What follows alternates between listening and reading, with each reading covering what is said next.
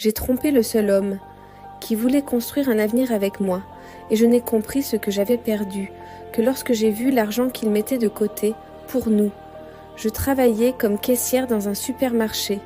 Petit salaire, facture en retard, et ma mère qui avait besoin d'argent pour ses médicaments. C'était un vendredi, magasin plein, et j'avais juste envie de pleurer. C'est là qu'il est apparu, Lucas, simple, mais différent. Il a acheté une bière et un paquet de biscuits, puis il m'a regardé et m'a dit « Ça va ? On dirait que tu vas t'effondrer ». J'ai souri, mais à l'intérieur, j'allais mal. Le soir même, on est allé prendre un café. 2 mois plus tard, on était ensemble. Et Lucas était tout ce que je n'avais jamais eu, stable, organisé, avec des projets.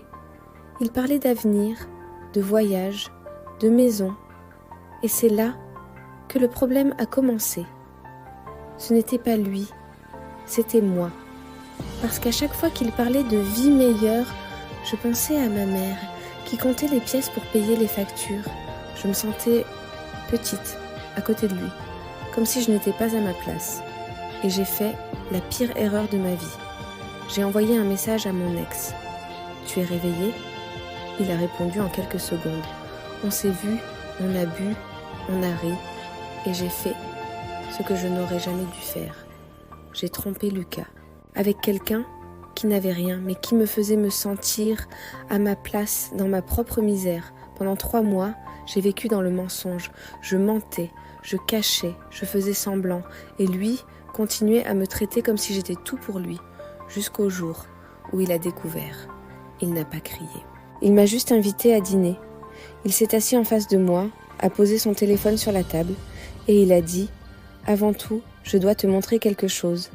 C'était son compte bancaire, presque 50 000 €. J'ai figé, et il a dit « C'était pour notre maison ». Je mettais de côté depuis le début, chaque effort, chaque travail, c'était pour nous. Je n'arrivais plus à parler, puis il a dit « Je savais déjà, depuis 15 jours. J'ai vu son message. Quand tu as laissé ton téléphone, mon monde s'est effondré. » Mais il a continué. Je ne t'ai pas quitté tout de suite. Je voulais comprendre pourquoi tu étais retournée vers lui. Et là, j'ai craqué. J'ai tout avoué. Que je me sentais petite, que j'avais peur, que je ne me sentais pas suffisante. Il m'a regardée avec une tristesse calme et il a dit « Moi aussi, j'ai fait une erreur. Je pensais pouvoir acheter ton amour avec la stabilité. Et toi, tu es retournée là où tu te sentais égale. » Silence. Et puis, c'était fini. Sans cri, sans drame. Juste la vérité. Il s'est levé et il m'a dit la dernière chose que je n'oublierai jamais. Je t'aime encore, mais je ne me respecte plus à tes côtés. Et il est parti. Et moi, je suis restée seule, avec tout ce que j'avais détruit. Les jours suivants ont été un enfer, mais pour la première fois, je me suis regardée en face. J'ai coupé le passé. J'ai changé de vie. Aujourd'hui, je n'ai pas la maison de mes rêves, mais j'ai quelque chose que je n'avais jamais vu. Le respect de moi-même. Parce que la vérité, c'est que je n'ai pas seulement trompé Lucas. Je me suis trahie moi-même.